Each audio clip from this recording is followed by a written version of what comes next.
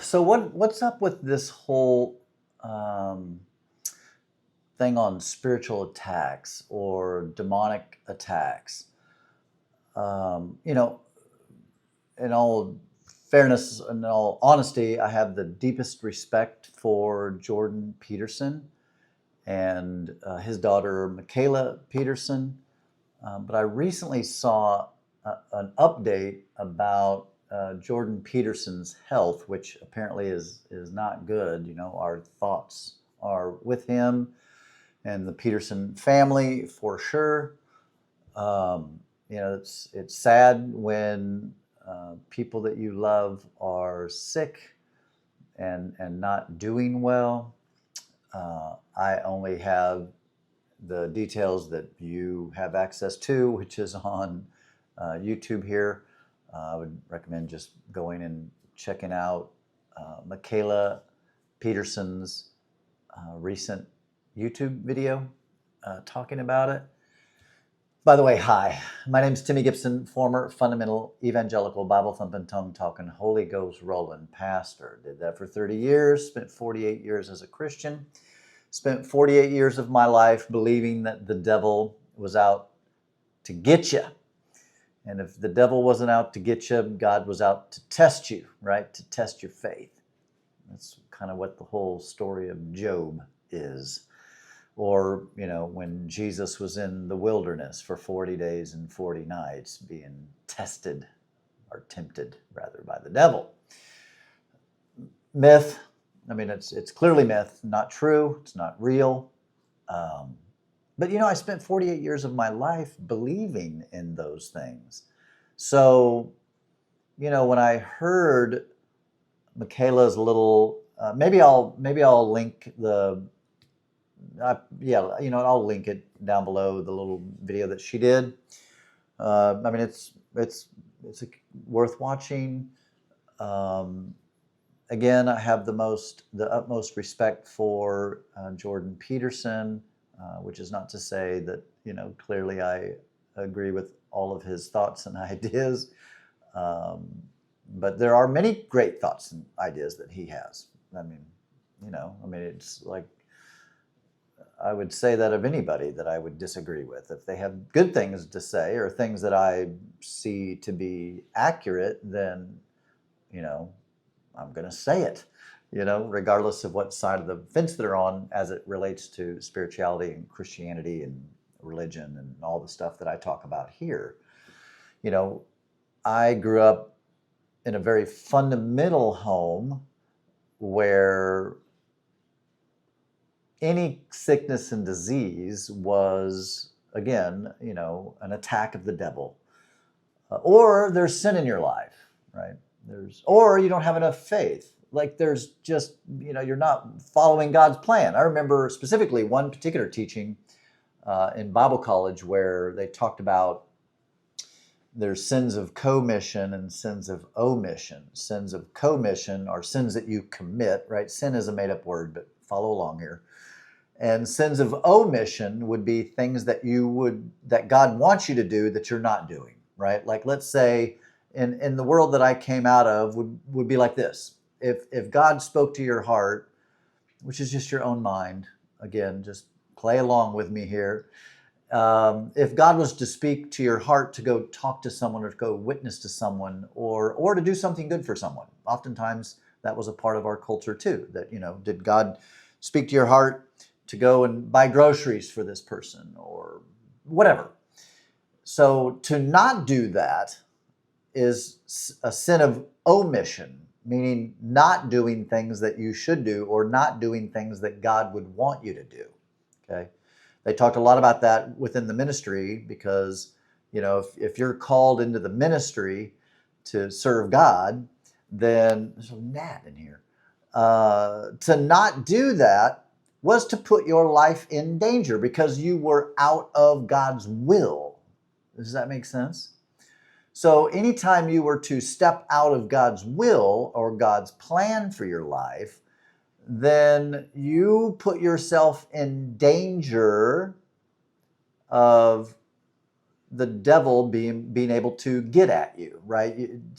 Again, this is all the make-believe, but people really believe it. Even very smart, educated people like Jordan Peterson, apparently. I don't follow Jordan Peterson greatly. I don't even follow Michaela Peterson at all. I don't think I've ever seen any of her YouTube videos until I saw this. And I thought, well, goodness gracious, I should probably say something about this, because it just reminds me of what I came out of and what I used to think. And so how you were to stay blessed and protected was to live according to God's will.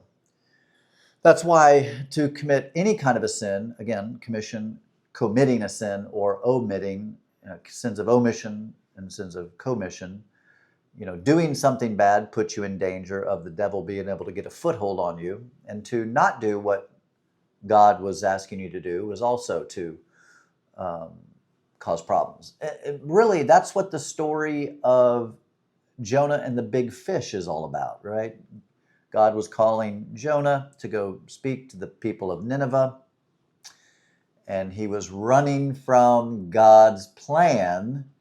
Therefore, he found himself in trouble. The story is vague in my memory, but I think he was on a ship, and there was a great storm that came about, and it was determined that this was an act of God. And so all the people of the ship were like, who's living in sin? Who's being disobedient here? And they're like, it's that guy, Jonah. So they threw him overboard. He was swallowed by a big fish and lived in the belly of that fish for 3 days, and then was spit out upon the beach. You know the story. If you don't know the story, go look it up in the Bible. It's a fascinating story. Clearly, of course, it's myth, but here's something I don't probably say enough, just because I think, again, I think it's worthy to say. There are great life lessons found in the Scripture. Okay, doesn't mean they're divine, doesn't mean that they have anything to do with God, because they don't. But they have some deeper meaning, or you can pull deeper meaning from them, just like you can from Harry Potter, like Lord of the Rings, or Twilight. There are life lessons and greater meanings that you can pull from any literature. Okay, so the Bible's no different than that. So that story is the Jonah and the big fish. It's a great story of following your path, right? Doing what you're gifted to do, what you have knowledge to do, what you are equipped to do, what you have whatever talent for. It gives you more fulfillment, right? It's like, if you're a writer and you don't write, I would say you should write, right? Like, my wife's a singer. She's a beautiful voice. She really does. If you want to hear her voice, I think I have a video of hers I put up almost a year ago. Beautiful voice. It would be a shame for her not to be using that talent to be able to sing, her musical talent. It wouldn't be sin, right? It would just be a shame, right? Like the world would miss out on hearing her beautiful voice. And so, yeah, I'm still in line with that thinking, that we all have talents and gifts, if you will, not from on high, but just, naturally, right? Some people can't sing, even if they were to be trained, right? They just can't. And so that's why I say gift. Some people are just born with a voice, right? Like Chris Stapleton. Like, that dude was just supposed to sing, right? He's just got such a great voice. It would just be a shame, right, if Chris Stapleton wasn't sharing his voice and his music with the world. I was going to say in my opinion, but I don't think it's really my opinion. I think that's a fact, right? I think the world would miss out if Chris Stapleton wasn't singing. And that'd be true of everybody out there, right? If you can dance and sing, you're super intelligent, you can write, um, you're athletic, right? I mean, on and on and on and on and on. So, I just had to make this video to say that there is no such thing as demonic attacks. There's no such thing as demons. There are no demons. There are no spirits, or spiritual attacks. That's just not a thing in reality. It's a belief that people hold clearly, right? That people believe that, obviously. And that came about when people were ignorant, right? Way back when people didn't know about weather and didn't know about epilepsy and various things like that, or sickness and disease and just germs and all of that. Like, of course, that's what you thought. This storm must mean God is angry with us. This person flailing around, they must be demon possessed. Not real, no such thing as that. It's mental illness, it's some wiring problems. And especially when you think of Jordan Peterson's story, having been hooked on barbiturates, I believe, or benzos. Benzos, I don't know if that's a different thing. I'm not super knowledgeable of all the different kind of addictions that people have. I guess, he was struggling with a lot of anxiety, depression, and various things, and got hooked on benzos, which I know isn't good. And so going off benzos, once you've been on them for a while, I mean, it can rewire your brain. It can F with you, in a big way. And so what is a spiritual attack? Well, it's not real. So there is no such thing as a spiritual attack, but you can have an emotional attack or just a life attack or just something natural in your body that's maybe not wired right, or maybe got screwed up by the addiction, stress. I mean, Jordan Peterson lived a very busy, hectic life that was very taxing on him emotionally. I can't imagine what it would be like to be that famous, if you will, especially famous and vocal about what you think about things, and to have people, attack you online. I mean, I get attacked too, but, I don't give any of that any credence. You know what I mean? Like, I just don't. I will read those comments, and if I think it's something that I can learn from or get better, as if I listen, I'm all down for that. But when people just attack and say silly things, I just let that go, because I know that ain't true. But I can only imagine, amp that up by 1,000,000%. That would be tough. It would be absolutely just. It could wreak havoc, and especially if you're a tender person. And from what I've heard about Jordan Peterson, who I don't know, I've never met, I hear he's a tender guy, and so that makes sense, right? But it's a belief system. It's not based upon fact. And from what Michaela said in her video, there was found to be mold in the home that they had lived in for a long time. So that definitely can wreak havoc in someone's life, especially those that are more susceptible to that. Because there's mold everywhere. But I think when you talk about like black mold, or mold in your vents, and that's why when we moved into this house, I mean, we got all the vents cleaned. It's an older house, and so I'm very aware of those kinds of things for sure. And Michaela even referenced, she was doing an interview with Piers Morgan, and she said something about, she mentioned again about the spiritual attack, and there's a demonic attack, and then she mentioned Charlie Kirk, and that was just an attack, of the devil or whatever. And I've covered that tragic event about Charlie Kirk, and it wasn't an attack of the devil. It wasn't an attack. It wasn't even a political attack. I don't think at the end of the day. I think it was just a crazy person. You know, it was just someone that had been radicalized, which I've talked about before. This dude was radicalized, had a trans relationship, and didn't like Charlie Kirk and things that he had said,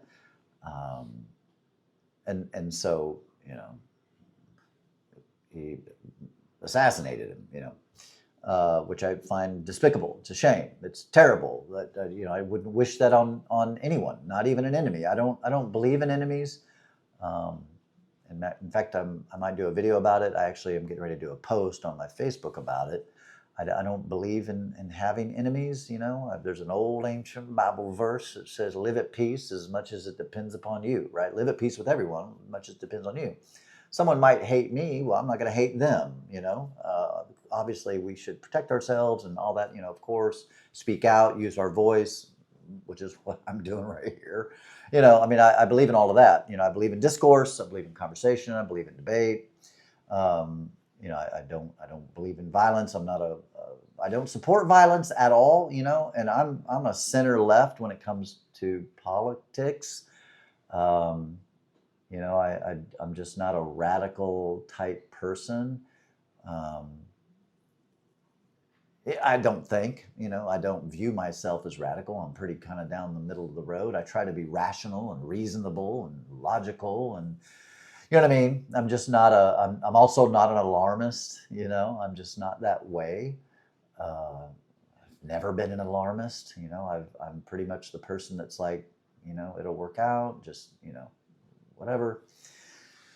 So, you know, and whether I'm right or wrong, you know, that doesn't really matter. You know, people can be alarmist, whatever. If that makes you happy, and you are always wanting to, you know, the house is on fire kind of a person, then fine. Like, continue to be that way if it makes you happy. I don't find that lifestyle a very happy lifestyle. It seems like those people are often in distress and have a lot of hate and visceral, just, I don't know. I just don't resonate with that. You know, I'm a lover, not a fighter, you know,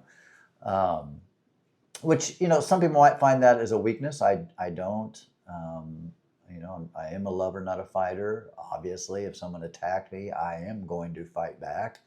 You know, I mean, I'm definitely not going to let someone just run me over. That's just not something that I would ever do, you know. So anyway, I just had to come on here and drop a little video to just share my thoughts with you on this, because it's, you know, it's out there. People are talking about it. People are feeling like we're in a spiritual warfare. We're not. We're in a war of ideas, a war of ideologies. We're in a war of perspectives. We're in a war of those things, you know. And again, I just really, really, really believe in conversation, even with people I disagree with. Now, obviously, I have very strong opinions. Clearly, I post two videos a week, every Sunday, every Wednesday, and then I do little extras like this here and there when something comes up in the news and I feel like I have to address it. You know, I just don't find violence to be the answer most of the time. I just, you know what I mean? I just don't find violence. You know, I would say I'm against war even, you know, and again, I'm not saying we shouldn't protect ourselves. That's not what I'm saying. I believe that we should protect ourselves from enemies, foreign and domestic. But, you know, Christianity, at least the version that I was raised in, it's a mind virus. It's a delusion. It's a fiction. It's a myth. It's not real. It's made up by human beings at a time when we were ignorant. And so, of course, those ideas are going to become old and outdated and archaic and not applicable to our lives today. You know, back, I guess, 2,000 years ago, I guess the prevailing thought would have been that there's a spiritual attack, there's some evil forces or whatever. So yeah, we're not in a spiritual war. We're just not. There's no such thing as that. So clearly that can't be the case. There's not a war in the heavens. Like, that's not the thing. That's not real. Yeah, and maybe I'll do another video talking more specifically about the culture that I was raised in and how everything was a war in the heavens. Before you can have anything down here, you got to get it right in with the Spirit first. You got to pray it through. You got to get all those things they're all psychological. Often they're a placebo effect. It's, I do believe in the power of word, the power of thought, the power of intention. Those things, those are very real things. Hello, placebo is a real thing. Placebo works, and I forget what the percentage is. It's like 20 to 30% of the time placebos will work. And I've said it before in other videos, but that doesn't mean if you have a headache and you take a placebo sugar pill and your headache goes away, it wasn't because that sugar pill became a painkiller, right? That, I guess, would just be the power of the mind. You believed it was a painkiller, therefore it then worked in that way. But that's the power of the mind. I think our mind, I think in the future we may discover there's a lot more power in our thought and things than we may totally know at this point. That's possible, right? It's like I was watching this archaeological show the other day, and they were like, things just keep getting older, right? Well, yeah, because we keep discovering, right? I think it's the same with us as Homo sapiens, as humans. I think, we don't know everything. Clearly, obviously, we keep learning and discovering as we move forward. And I'm sure there will be things that we don't know now or have a little bit of insight in now that in the future we'll have a greater insight, more knowledge, more understanding. I think that all makes sense to me. I don't think that's woo-woo. I don't think that's weird. I think that's just true. Just like everything, just like everything that I've already said, right? Obviously 2,000 years ago, we had a perspective of how the world works. And now, 2,000 years later, we understand that, that wasn't true, right? Just like the earth was the center of the universe and the sun went around the earth, or the earth was flat.